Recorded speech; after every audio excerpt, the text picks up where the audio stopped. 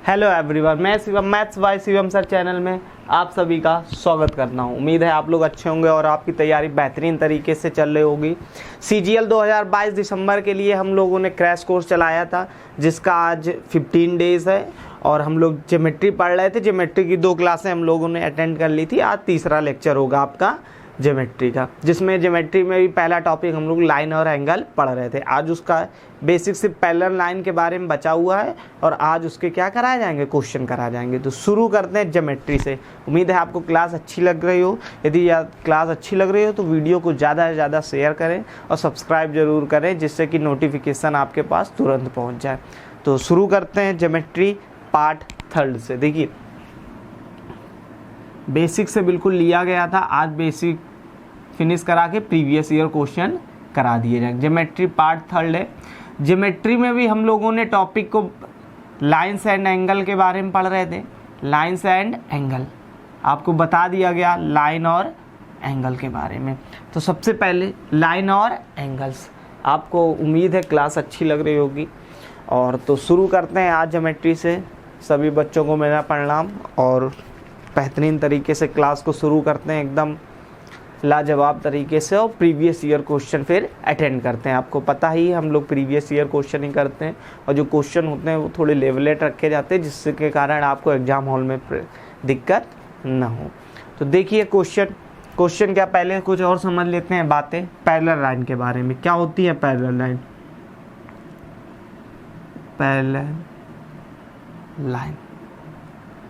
Parallel lines सबसे पहले पता होनी चाहिए। पैरेलल लाइंस क्या होते हैं? हिंदी में इसको बोलते हैं समांतर रेखा। क्या बोलते हैं बच्चा? समांतर रेखाएं। लाइन इसलिए लिखा गया है क्योंकि ये कम से कम 2 जरूर होंगी। तो देखिए, कम से कम 2 जरूर होंगी। ठीक, कोई भी ऐसी 2 रेखाएं जो एक दूसरे को कभी नहीं काटती हैं, कभी नहीं प्रतिच्छेदित करती है, उन्हें हम लोग लाइन कहते हैं। 2 ऐसी रेखाएं जिन्हें जो कहीं पर भी कभी भी एक दूसरे को प्रतिच्छेदित ना करें, उन्हें हम लोग क्या कहते हैं? समांतर रेखाएं कहते हैं, पैरेलल लाइंस कहते हैं। कैसे? एग्जाम्पल बच्चा देखे समझते हैं। जैसे यहाँ पर मैंने एक ड्रॉ की लाइन A और B, ये बिल्कुल सीधी गई है, और उसके बाद एक इसके पैरेलल हम लोगों ने ड्रा की C और D, जिसको हम लोग ने क्या नाम दिया? C और D रेखा दिया गया।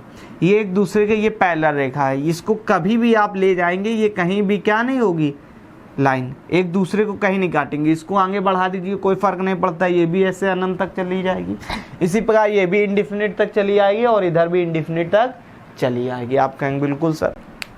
आगे देखिए, यदि मैं 2 रेखाएं, एक ये खींच दूं और दूसरी ये खींच दूं, क्या ये एक दूसरे के पैरेलल है? नहीं। क्यों नहीं है? क्योंकि यहाँ डिस्टेंस देखिए अलग है और यहाँ डिस्टेंस अलग है। डिस्टेंस चेंज हो रही है, और जब किसी में भी डिस्टेंस चेंज होती है तो वो कभी भी पैरेलल लाइंस नहीं होते हैं। कैसे? इसको आगे बढ़ाइए, कुछ इस प्रकार का जाएगी। इस लाइन को आगे बढ़ाइए तो कुछ इस प्रकार से निकलेगी। तो कहीं ना कहीं यहाँ पर ये काट पा रही है, ये इसका मीटिंग पॉइंट है ये। तो ये एक दूसरे को प्रतिच्छेदित कर रही है। जब प्रतिच्छेदित कर रही है तो ये क्या नहीं है? ये पैरेलल लाइंस नहीं है। यहाँ देखिए, सपोज कीजिए ये सीधी लाइन है बच्चा, गई हो या ना गई हो। देखिए, यदि यहाँ की बीच की दूरी x मीटर है, कितनी है? x। कैसे पता करोगे दूरी? देखिए, मान लीजिए ये कोई लाइन है, ये कोई लाइन है, यहाँ पर कोई बिंदु P रखा है, यहाँ पर कोई बिंदु P रखा हुआ है। आपको क्या बताना है? ये जो लाइन है और बिंदु P है, इनके बीच की दूरी बतानी। लाइन और बिंदु P के बीच की दूरी बतानी। तो कैसे बताएंगे? कुछ नहीं बच्चा, इसमें इसका क्या कर देंगे? लंब डाल दिया जाएगा। जब लंब डाल दोगे तो ये कितनी भी मीटर आएगी आप पता कर लेंगे। तो कहीं ना कहीं ये 90 डिग्री पर नहीं डिवाइड करेगी। आप कहेंगे बिल्कुल सर। तो ये जो है ये भी इसको किस डिग्री पर डिवाइड करेगी? 90 डिग्री पर। किस डिग्री पर? 90 डिग्री पर। आप कहेंगे बिल्कुल सर। तो ये जो x दूरी है, कितनी है? x दूरी। तो यहाँ जब आगे बढ़ोगे ना तो भी आपको x ही मिलेगी। कितनी दूरी मिलेगी? x दूरी ही मिलेगी। इनकी जो डिस्टेंस होगी, ये कैसे पता करेंगे? परपेंडिकुलर लंब डाल के। जैसे इसमें डाला गया लंब, ये बिंदु P फाइंड करने के लिए, तो सेम ये भी x है तो ये भी x होगी। आप कहें बिल्कुल सर। तो अब पैरेलल लाइन से कुछ आपके क्या बनते हैं? पॉइंट बनते हैं। तो वो पॉइंट हम लोग क्या करेंगे? डिस्कस करेंगे। तो देखिए कैसे डिस्कस होंगे वो पॉइंट।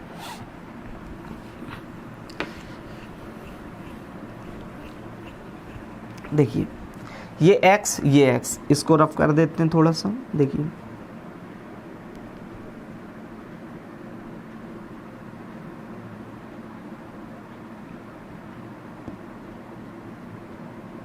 देखिए ये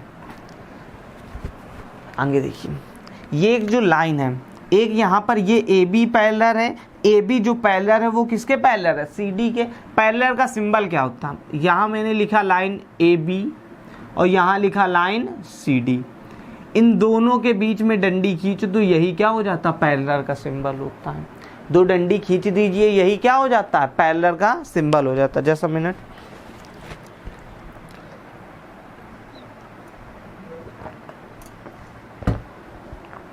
तो ए बी लिख दिया, सी डी लिख दिया, इन दोनों के बीच में दो डंडी खींच दी, यही पैरेलल हो जाता। आगे ये जो रेखा है, इनके पॉइंट क्या है? यहीं से ज्योमेट्री सबसे इंपॉर्टेंट चालू होता है, भर भर के इससे क्वेश्चन पूछा जाता है। इसमें हमने एक क्या कर दी? ट्रांसवर्सल लाइन डाल दी। कौन सी? ट्रांसवर्सल। इस लाइन का जो नाम था वो हम लोगों ने एम और एन दे दिया। ये एम है, ये एन है। ये एक ट्रांसवर्सल लाइन है। जो एम और एन है ये ट्रांसवर्सल लाइन है। कौन सी लाइन है? एम और N, transversal line. Transversal line. आप कहेंगे जी सर, इसको हिंदी में बोलते हैं तिर्यक लंबाई। तिर्यक लंबाई, ट्रांसवर्सल लाइन, तिर्यक रेखा। ये हो गई आपकी तिर्यक रेखा। आप कहेंगे बिल्कुल सर। तो आपको दिख रहा होगा, क्या दिख रहा होगा? ये कोई एक एंगल बन रहा है, ये कोई एक एंगल यहाँ बन रहा है। आप कहेंगे बिल्कुल सर बन रहा है। तो ये एंगल और ये एंगल, इसको गणित में कभी प्रूव नहीं किया गया, ना आज तक ये प्रूव हुआ है। तो लेकिन यहीं से तुम्हारी ज्योमेट्री शुरू होती कि जो ये रेखा आई, ये क्यों ऐसा होता है? क्योंकि ये लाइन और ये लाइन बिल्कुल सीधी है। अभी मैंने बताया ये यदि x डिस्टेंस है तो ये भी x डिस्टेंस होगी। जब सेम डिस्टेंस में आप ट्रांसवर्सल लाइन खींचेंगे तो ये और ये एंगल जो होंगे वो इक्वल होंगे। कैसे होंगे? इक्वल। इसका नाम दे दो एक एंगल। ये कौन सा है? पहला एंगल। ठीक, इसका नाम रख दिया 5। हालांकि ये 5 नहीं है, यदि ये 30 डिग्री होता तो ये भी 30 डिग्री ही होता। ठीक है, फिर यहाँ पर एक एंगल आपका बना जिसको आपने नाम दे दिया सेकेंड। एक यहाँ एंगल बना जिसका नाम दे दिया आपने थर्ड, और एक यहाँ एंगल बना इसका नाम दे दिया फोर्थ। आप कहेंगे बिल्कुल सर नाम दे दिए गए। यहाँ पर ये 5 था, एक ये एंगल बना था, ये हमेशा 2 के बराबर होगा। किसके बराबर होगा? 2। जिस प्रकार ये एंगल इसके समान है वैसे ही ये इसके समान है। ऐसा क्यों हो रहा अभी पता चल जाएगा। जो 3 के इक्वल होगा वो 7 होगा। क्या होगा? 7 एंगल। और ये जो 8 के इक्वल होगा ये 8 एंगल होगा। ये जो एंगल है ये एक दूसरे के करस्पॉन्डिंग एंगल है। कौन से एंगल है? Corresponding angle. यहाँ लिख देता हूँ मैं, corresponding angle. Corresponding angle. Corresponding angle क्या होता है? हिंदी में बोलते हैं इसको संगत कोण। क्या बोलते हैं? संगत कोण।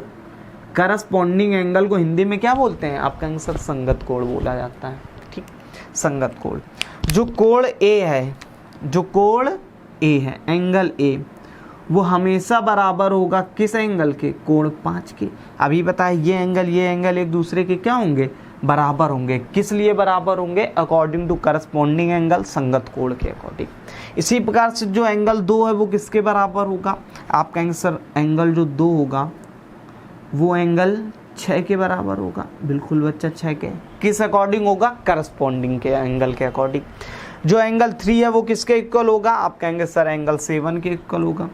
एंगल 3 किसके इक्वल होगा? आप कहेंगे सर 7 के होगा। किस अकॉर्डिंग होगा? करस्पॉन्डिंग एंगल के अकॉर्डिंग होगा। जो 4 है वो किसके अकॉर्डिंग? यहाँ 4 एंगल तो ये भी 4 एंगल, तो ये किसके बराबर होगा? आप कहेंगे सर ये होगा 8 एंगल के बराबर। मैं कहूँगा बिल्कुल बच्चा, इतनी बात तो आपके भेजे में चली गई। ये एंगल इसके बराबर है करस्पॉन्डिंग एंगल, ये भी करस्पॉन्डिंग एंगल, ये भी करस्पॉन्डिंग एंगल, ये भी करस्पॉन्डिंग एंगल, ये दिख रहा है। आपको कल एक मैंने एंगल पढ़ाया था। आप कहेंगे बिल्कुल सर पढ़ाया होगा। क्या एंगल पढ़ाया था? जिसका नाम था vertically opposite angle. Vertically opposite angle क्या होता है? वर्टिकली अपोजिट एंगल जिसको हिंदी में बोलते थे शीर्षाभिमुख कोण, शीर्षाभिमुख कोण, वर्टिकली अपोजिट एंगल। तो वर्टिकली अपोजिट एंगल क्या होता है? देखिए वर्टिकली अपोजिट एंगल का मतलब जो एंगल 1 है वो क्या एंगल 3 के बराबर नहीं होगा? आप कहेंगे बिल्कुल होगा।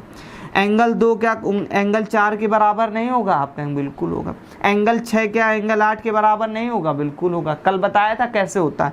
एंगल क्या 5 एंगल 7 के बराबर नहीं होगा? आप कहेंगे होगा। वर्टिकली एंगल, तो ये वर्टिकली क्या हो जाएंगे? इक्वल। तो एंगल जो 1 है वो 3 के बराबर है। एंगल जो 1 है वो किसके बराबर है? 3 के है। वर्टिकली अपोजिट का है जो एंगल 1 है वो किसके बराबर है? एंगल 3 के। यहाँ पर आपको एक चीज और दिख रही होगी, जो एंगल 1 था वो क्या 5 के बराबर नहीं था? आप कहेंगे बिल्कुल। बोलो था कि नहीं था? यहाँ दिख रहा है बच्चा? जी हाँ बिल्कुल दिख रहा होगा। ठीक, 1 जो है वो 3 के बराबर, तो क्या 3 एंगल 5 एंगल के नहीं बराबर होगा? आप कहेंगे बिल्कुल होगा। तो ये जो 3 एंगल है वो 5 एंगल के बराबर है। इसका क्या मतलब है? ये जो एंगल 3 है वो 5 के बराबर, इसका मतलब क्या है? ये एक अल्टरनेट एंगल है। कौन सा एंगल है? जो एंगल 3 है, यहाँ लिख रहा हूँ मैं, वो एंगल 5 के बराबर है। ये अल्टरनेट एंगल के कारण है। किस एंगल के कारण? अल्टरनेट, एकांतर कोण के कारण। देखिए एकांतर कोण क्या होता है? Alternate angle. अल्टरनेट एंगल क्या होता है? जिसको हिंदी में बोला जाता है एकांतर कोण। क्या बोलते हैं? एकांतर कोण, अल्टरनेट एंगल। आपको बताया गया अल्टरनेट एंगल क्या होता है। तो अल्टरनेट एंगल यहाँ पर देखिए मैं अलग से एक बना देता हूँ। ये एक एंगल था, ये आपकी तिर्यक लंबाई थी। ठीक है, आप कह रहे हैं एंगल 3 एंगल 5 के बराबर होता। कैसे बराबर होता? वर्टिकली अपोजिट एंगल के कारण। Case of vertically opposite angle 3 angle is always equal to angle 5। तो देखिए वर्टिकली, तो यहाँ पर देखिए एंगल 3 कहाँ पर बना हुआ है? एंगल 3 ये बना हुआ है। आप कहेंगे बिल्कुल सर। एंगल 3, एंगल 5 कहाँ बना हुआ है? एंगल 5 ये बना हुआ है। ये एंगल 3 एंगल 5 के बराबर है। ये जो कहलाता है ये आपका अल्टरनेट एंगल कहलाता है। हिंदी में क्या बोलते हैं इसको? एकांतर कोण। तो जो एंगल 3 और 5 है ये कौन सा एंगल है? आप कहेंगे सर अल्टरनेट एंगल है। अल्टरनेट एंगल है, ये लिखा हुआ अल्टरनेट एंगल। तो आपको समझ में आया होगा अल्टरनेट एंगल क्या होता है। तो मैंने आपको कितने एंगल बता दिए? वर्टिकली अपोजिट एंगल कल पढ़ कर आए थे।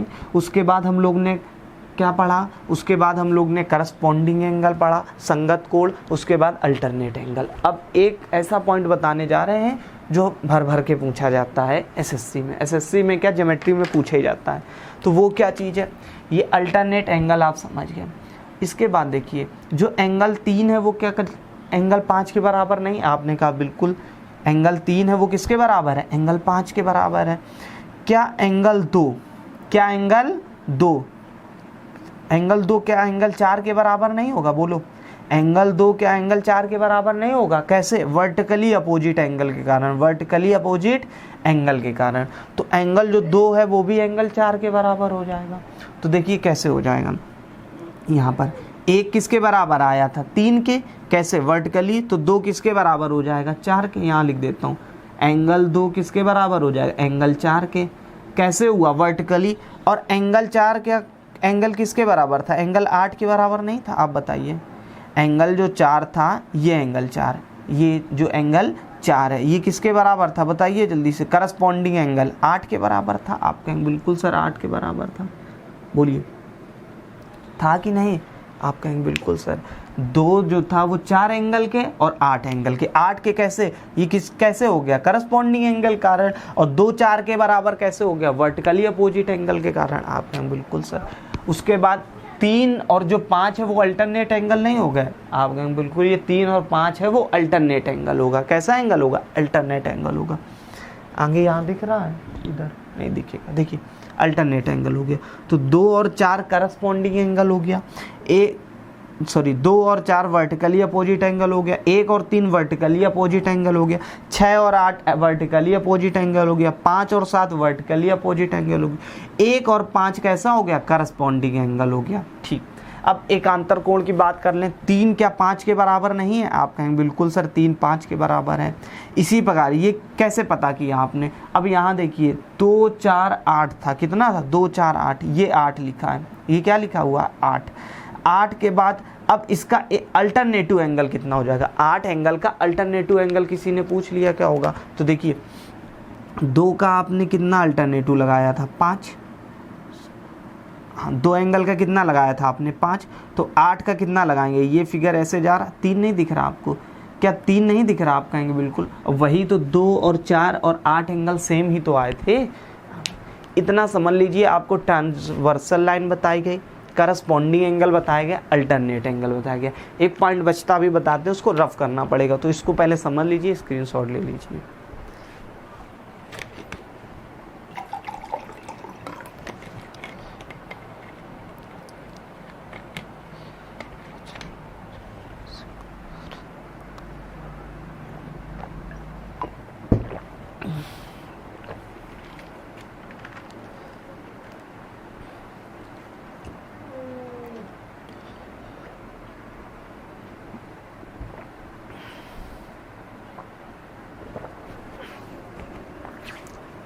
देख लीजिए, देख लिया आपने? आप कहें बिल्कुल। नेक्स्ट पॉइंट देखते हैं बच्चा इसी में।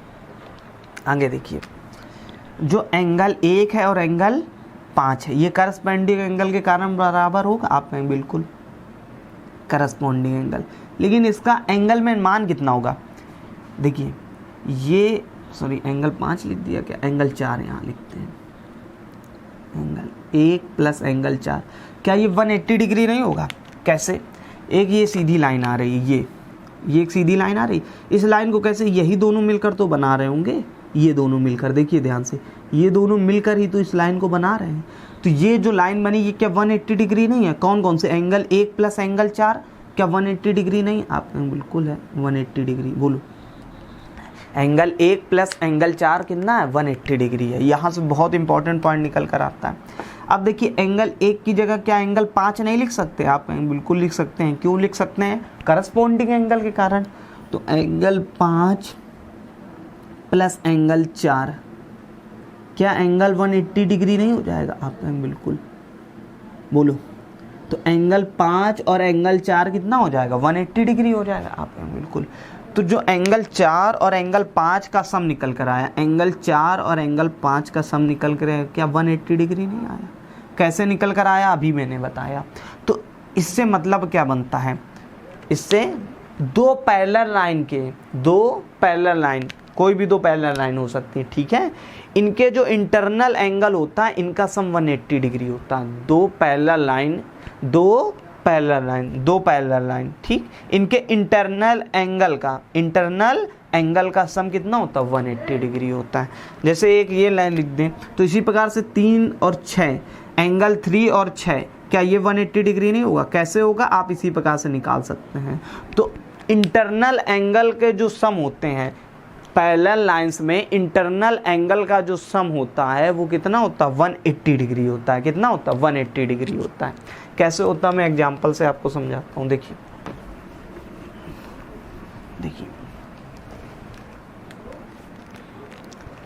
जैसे मैं एक यहाँ पर दो पैरेलल लाइन खींच देता हूँ आपके, बिल्कुल। एक ये ट्रांसवर्सल लाइन खींच दी मैंने, क्या खींच दिया थी? ट्रांसवर्सल। ये नाम दे दो ABCD, ठीक। आपसे मैंने कहा सर ये जो एंगल है, ये एंगल, ठीक है, ये एंगल, ये कितना है? ये मैंने कह दिया बच्चा 65 है। कितना है? 65 डिग्री, 65 नहीं 85 मान लेते हैं। कितना है? 85 डिग्री है, ठीक है। आप कहेंगे जी सर बिल्कुल 85 हो सकता है। तो ये एंगल कितना होगा? ये वाला एंगल। आप कहेंगे सर ये पैरेलल लाइंस थी और ट्रांसवर्सल पड़ गया। जब पैरेलल लाइन में ट्रांसवर्सल लाइन हमने डाल दी, तो ये एंगल जो होंगे, इंटरनल एंगल का जो सम होता है, इंटरनल मतलब आंतरिक कोणों का सम होता है, वो 180 डिग्री होता है। तो ये 85 है, तो ये क्या हो जाएगा? 180 सब्ट्रैक्ट नहीं हो जाएगा, मतलब कितना हो जाएगा? 95 डिग्री। बोलो, 95 डिग्री हो जाएगा। आप कहें बिल्कुल। अब मैंने कह दिया बच्चा ये एंगल बताऊं, ये एंगल, ये कितना हो जाएगा? ये दोनों एंगल, ये एंगल, ठीक। तो ये 95 है, क्या ये 95 नहीं होगा? कैसे? वर्टिकली अपोजिट एंगल, ये 95 हो जाएगा। आप कहेंगे बिल्कुल सर। ये 85 है तो क्या ये 85 नहीं हो जाएगा? आप कहेंगे बिल्कुल सर हो जाएगा। क्यों हो जाएगा? वर्टिकली अपोजिट, मतलब एक जो ट्रांसवर्सल लाइन बनी इन्हीं से सारा खेल हो जाएगा। उसके बाद देखिए ये 95 है, ये 95 एंगल है, कितना है 95, तो ये कितना हो जाएगा बच्चा? ये 95 एंगल नहीं हो जाएगा। कैसे हो जाएगा? Alternative angle. कौन सा angle? Alternative angle. Alternative angle यही तो पढ़ाया गया था। यहाँ पर देखिए ये 2 कोण लिखा है और ये कोण नंबर 8 लिखा। क्या एंगल 2 8 के बराबर नहीं होता? क्या एंगल 2 8 के बराबर नहीं होता? ये देखिए 2 4 8 ये सब बराबर होते हैं, लिखा गया था यहाँ। तो एंगल 2 95 के बराबर हो गया, क्योंकि ये एंगल 2 ही तो माना था और ये वाला एंगल 8। ये अल्टरनेटिव एंगल हो गए। कौन से एंगल हो गए? अल्टरनेटिव हो गए। अब ये एक दूसरे के करस्पॉन्डिंग हो गए तो ये भी 95 डिग्री हो जाएगा। हो जाएगा? बोलो। आप कहें बिल्कुल। अब ये एक दूसरे के, अब देखिए ये 85 इस एंगल का क्या है? आप कहेंगे सर, या तो आप ऐसे कर सकते हैं कि ये पूरा एंगल कितने डिग्री का होगा? आप कहेंगे सर 180। जो भी इंटरनल एंगल होता है पैरेलल लाइंस में वो 180 डिग्री का होता है, तो ये 85 डिग्री। या आप अल्टरनेट एंगल समझ सकते हैं। जब अल्टरनेट एंगल तो ये कैसा हो जाएगा? वर्टिकली अपोजिट एंगल, तो ये भी 85 डिग्री। तो बताइए एक एंगल सिर्फ आपको दिया था 85, उसी से आपने चारों एंगल क्या कर लिए? फाइंड कर लिए। ये बात आपको पता होनी चाहिए, आपके जहन में होनी चाहिए। इसका स्क्रीनशॉट लीजिए, बहुत अच्छे से समझिए, और इससे भर भर के क्वेश्चन पूछे जाते हैं। ये जो बताया गया इंटरनल एंगल का सम 180 डिग्री होता है। अब आगे मैं सीधे बताऊँगा नहीं, सीधे क्वेश्चन कराऊँगा। इसके बाद देखिए क्वेश्चन नंबर फर्स्ट से फटाफट से देख लीजिए, स्क्रीनशॉट ले लीजिए।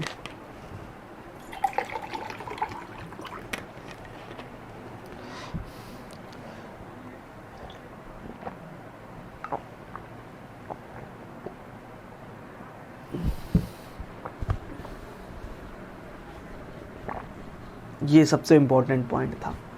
चलिए देखिए नेक्स्ट क्वेश्चन नंबर फर्स्ट से। यही सब पढ़ना है तो आप लाइव आइए, तो अपना डाउट भी पूछ सकते हैं। क्या डाउट है आपको?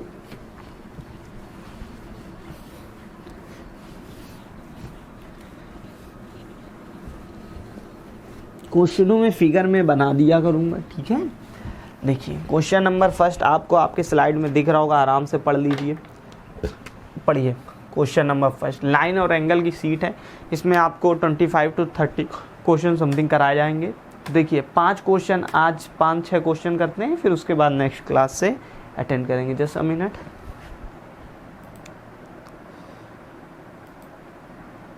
ठीक है, देखिए क्वेश्चन नंबर फर्स्ट पढ़ लीजिए। The measure of an angle is 14 degree less than the measure of its complementary angle, then find the value of the angle. सबसे पहले आपको कॉम्प्लीमेंट्री एंगल पता होना चाहिए।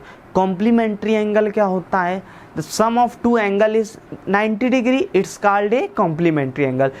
2 एंगलों का जो सम होता है वो 90 डिग्री होता है, उसे ही हम लोग क्या बोलते हैं? कॉम्प्लीमेंट्री एंगल बोलते हैं। तो एक कोण का मान उसके कोटि पूरक कोण से, एक कोण है कोई, अब जैसा क्वेश्चन कहता है चला जाए, उसको हमने थीटा मान लिया। एक जो कोण था उसको क्या मान लिया गया? थीटा मान लिया गया, ठीक। उसके कोटि पूरक मतलब कॉम्प्लीमेंट्री एंगल। तो थीटा का कॉम्प्लीमेंट्री एंगल क्या होता है? 90 माइनस थीटा। 90 minus theta. आप कहें बिल्कुल सर, से कह रहा है कितना कम है? 14 कम है। कितना कम है? 14 कम है। तो कह रहा है, क्या कह रहा है? कोण का मान ज्ञात करो। बेसिक पूछ रहा, कोटि पूरक नहीं पूछ रहा, 90 से घटाना नहीं पड़ेगा, डायरेक्ट आपसे थीटा की वैल्यू पूछ रहा। यहाँ देखिए माइनस थीटा इधर आएगा, क्या 2 थीटा नहीं हो जाएगा? आप कहेंगे बिल्कुल सर हो जाएगा। ये 90 से माइनस 14 हो जाएगा, कितना बचेगा? आप कहेंगे सर 76 बचेगा। क्या 2 से डिवाइड नहीं दे पाएंगे? तो थीटा इक्वल टू कितना हो जाएगा? 38 डिग्री। बोलिए 3 और 16 को 8 में, तो थीटा इक्वल टू 38 डिग्री। यही आपका आंसर हो जाएगा। विद इन सेकेंड ये सॉल्व करना है। 1-2 सवाल मैं शुरुआत में पूरे सॉल्व कर रहा हूँ, हालांकि उसकी ज़रूरत नहीं पड़ेगी।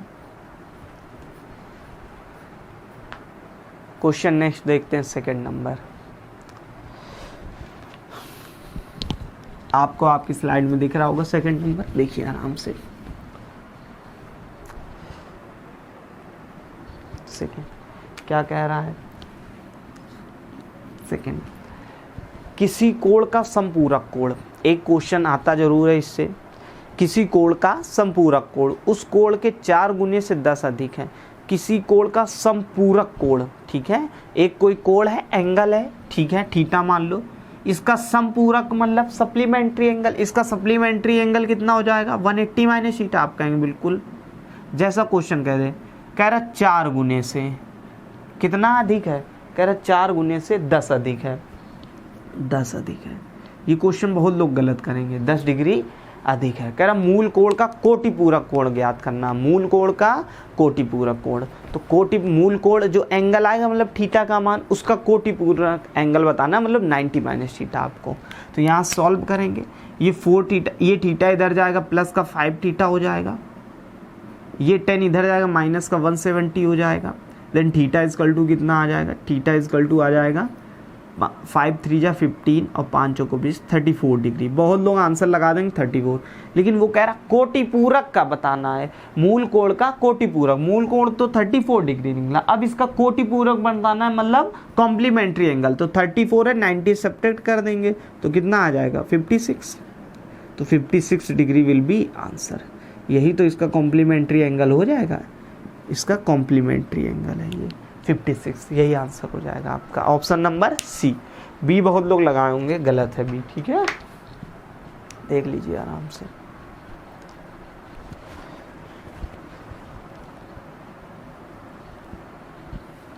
नेक्स्ट देखिए क्वेश्चन नंबर 3 बच्चा, आराम से देखिए। आपने बेसिक पढ़ लिया, अब आपको क्वेश्चन में विद इन सेकेंड आप सॉल्व करेंगे, कोई दिक्कत नहीं होगी, कितना भी टफ सवाल हो लाइन एंड एंगल का। देखिए 3rd, बस जो मैंने बताया वो रटा होना चाहिए आपको। 3rd नंबर, 3rd क्या लिखा है, द सप्लीमेंट्री एंगल ऑफ के इज इतना। सप्लीमेंट्री एंगल जो के का है वो कितना है 12x + 4 डिग्री है, और कोटिपूरक कितना है इतना है। तो के का, चलिए देखिए फिर से पढ़ लीजिए, कोण के का संपूरक कोण 12x + 4 डिग्री है, और कोटिपूरक 6x + k है, x डिग्री है सॉरी। तो कह रहा के का मान क्या होगा। तो देखिए सबसे पहले क्या करेंगे, कोण के का संपूरक कोण दे रहा है 12x + 4, 12x + 4, और उसका कोटिपूरक कोण कितना दे रहा है 6x दे रहा है। आपको बिल्कुल कल ही मैंने पढ़ाया था, आपको क्या पढ़ाया था, जो सप्लीमेंट्री एंगल होता है और कॉम्प्लीमेंट्री एंगल होता है, इन दोनों का डिफरेंस हमेशा 90 डिग्री होता है। आप कहें बिल्कुल सर, तो इन दोनों का डिफरेंस हमेशा 90 डिग्री होता है। सप्लीमेंट्री एंगल है वो कॉम्प्लीमेंट्री एंगल से कितना ज़्यादा होता है 90 डिग्री ज़्यादा होता है। कितना ज़्यादा होता है 90। सॉल्व कर लेंगे, 6x 4 उधर चला जाएगा तो 86। अब ये नहीं कि x का मान निकालो, नहीं, तो 6x बराबर कितना आ गया 86 डिग्री आ गया, 4 सब्ट्रैक्ट हो गया जाके। आगे आपसे कह रहा है k का मान, तो कोण k का संपूरक कोण सॉरी कोटिपूरक कोण कितना है। आप कहेंगे सर 6x है कोटिपूरक कोण, तो मतलब कोटि k का ना, तो k और 6x को मिलाया होगा तो 90 डिग्री निकला होगा। तो 6x का मान तो 86 है, तो k का मान क्या रखा गया होगा कि 90 हो गया होगा। आप कहेंगे सर 4 डिग्री, यही आपका आंसर हो जाएगा, 4 degree will be correct answer. With in second answer देंगे आप। यही चीज़ सीखनी है आपको, जो बेसिक पढ़ाया गया था बस उसी से रिलेटेड बताया जा रहा, कॉम्प्लीमेंट्री एंड सप्लीमेंट्री एंगल से। आगे देखिए क्वेश्चन नंबर 4 देखिए, 4 नंबर 4 लिखा हुआ x और y दो संपूरक कोण हैं। x और y हैं वो जो दो सप्लीमेंट्री एंगल है, मतलब ये लिखना नहीं होता, मैं लिख के सिर्फ बता रहा हूँ आपको 180 डिग्री। ठीक, आपको ओरल ही करना है। यदि कोण x का संपूरक कोण, x का संपूरक कोण क्या है, साफ साफ दिख रहा है, x का संपूरक कोण सप्लीमेंट्री एंगल y है, वही चीज़ लिखी है y। ठीक है, वो क्वेश्चन नहीं दे रहा, बस घुमा रहा है इसी बात पर। x का संपूरक कोण क्या दिख रहा है, साफ साफ y दिख रहा है, पहले दे रखा है, दोबारा नहीं लिखा उसने। कोण y के कोटिपूरक कोण का आधा है, कोण y के कोटिपूरक, तो y के कॉम्प्लीमेंट्री एंगल का आधा है। आधे के मतलब यदि ये 2 है तो ये 1 होगा रेशियो में। आप कहेंगे बिल्कुल कॉम्प्लीमेंट्री एंगल के, तो कॉम्प्लीमेंट्री एंगल का सम कितना होता है। आप कहेंगे सर 90 डिग्री, लेकिन यहाँ तो सम दे रहा 2 1 3, कितना दे रहा 3, तो 3 यूनिट की वैल्यू कितनी 90, तो कितने टाइम ज़्यादा 30 टाइम ये ज़्यादा ये भी होगा, तो ये कितने हो जाएगी 30 हो जाएगा डिग्री, और ये कितना हो जाएगा आप कहेंगे सर 60 डिग्री हो जाएगा। ठीक, यहाँ पर आपसे x और y में रेशियो पूछ रहा था, y की वैल्यू कितनी है 30 डिग्री है, x की कितनी हो जाएगी बोलिए, x और y में रेशियो पूछ रहा था, x और y ये दोनों सप्लीमेंट्री एंगल है, तो x की वैल्यू कितनी निकली आप कहेंगे सर 150। जब y 30 डिग्री है तो सप्लीमेंट्री एंगल y कितना हो जाएगा 150, रेशियो निकालना है 5:1, यही आपका आंसर हो जाएगा 5 रेशियो। ये लिखना नहीं होता इतना, ये डायरेक्ट आपको सॉल्व करना था, तो 5:1 ऑप्शन नंबर सी विल भी करेक्ट हो जाएगा, देख लीजिए आराम से। नेक्स्ट क्वेश्चन समझते हैं।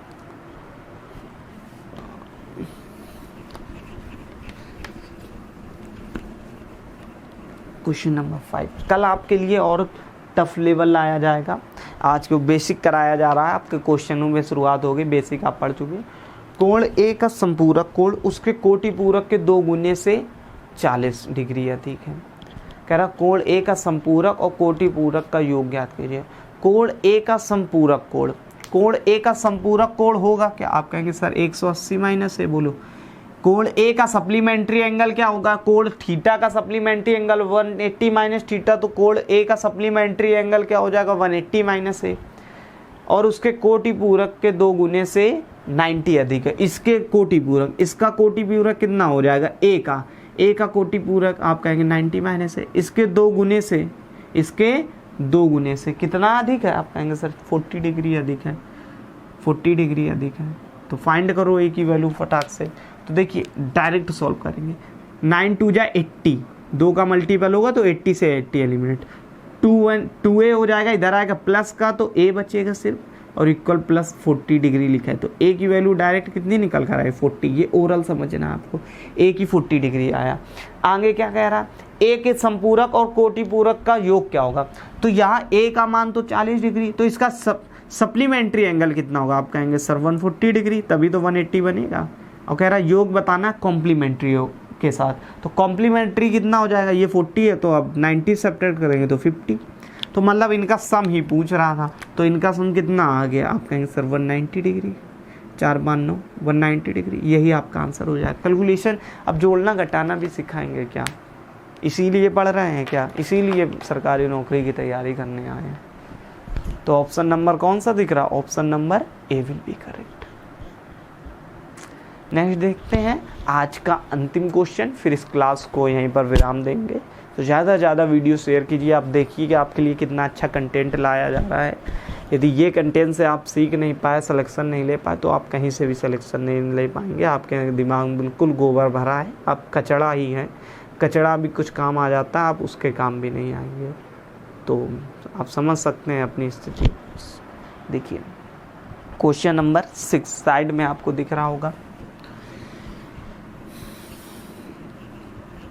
6 लिखा हुआ दी गई आकृति, आकृति वो पूरी नहीं है, मैं उसको कंप्लीट कर देता हूं। यहां पर देख लीजिए, ये एक ट्राइंगल है, ट्राइंगल ये कह रहा है ये साइड और ये साइड 3 है, और ये ए है और ये बी है और ये सी है। ये एंगल आपका कितना दे रहा है, ये एंगल आपका 80 डिग्री दे रहा है, कितना दे रहा है 80 डिग्री दे रहा है। उसमें लिखा हुआ त्रिभुज ए बी सी में जो थीटा है, ये थीटा है, ठीक है 80 डिग्री है। तो कह रहा अन्य जो प्रत्येक माप बचते हैं ये और ये, इनकी वैल्यू बताइए। सबसे पहली चीज़ आपको पता होना चाहिए, त्रिभुज में ट्राइंगल में जो भी इंटीरियर ट्राइंगल होता है इनका सम कितना होता है 180 डिग्री। लेकिन ये आपको कौन सा ट्राइंगल दिख रहा है, आप कहेंगे सर ये समद्विबाहु त्रिभुज दिख रहा है, आइसोस्लेट ट्राइंगल दिख रहा है, आइसोस्लेट। आइसोस्लेट ट्राइंगल क्या होता है, जिनके 2 एंगल बराबर होते हैं, जिनकी जो साइडें बराबर है, ये दोनों साइड बराबर है, तो इसके सामने वाली भुजा बराबर होगी और इसके सामने वाला एंगल बराबर होगा तो ये दोनों बराबर होंगे, और तीनों का सम कितना होगा, आप कहेंगे सर 180 डिग्री। तो ये 80 डिग्री है, तो इन दोनों का सम कितना होगा, आप कहेंगे सर 100 होगा, तभी 180 निकलेगा। बोलो 100 होगा, लेकिन ये दोनों बराबर बराबर होंगे, तो कहीं ना कहीं टोटल 100 है, तो बराबर बराबर होंगे, तो एक 50 डिग्री होगा, दूसरा भी 50 डिग्री होगा, तभी 80 जोड़ेंगे, तभी क्या हो जाएगा आपका 180 डिग्री आएगा, तो 50 डिग्री विल बी आंसर। क्या दिक्कत थी? प्रत्येक कोण की माप बनानी, option number D will be correct. आपको ओरल ही करना था ये सवाल, ज़्यादा भसड़ नहीं मचाएंगे। क्वेश्चन 7 बताया जाए कि आज की क्लास को यहीं पर विराम दिया जाए। तभी कह रहे हैं जल्दी से 2000 का परिवार कीजिए, हम लोग लाइव कनेक्ट हो तो आपकी जो क्लास है वो बढ़ा दी जाए, इंक्रीज़ कर दी जाए 1.5 आवर की। मैंने कहा 3 महीने का मतलब 3 महीने ज्योमेट्री में लगना है, तो ज्योमेट्री में 3 महीने लगना, तो ये वीक बस मैं पढ़ा रहा हूँ ज्योमेट्री, लाइन एंड एंगल।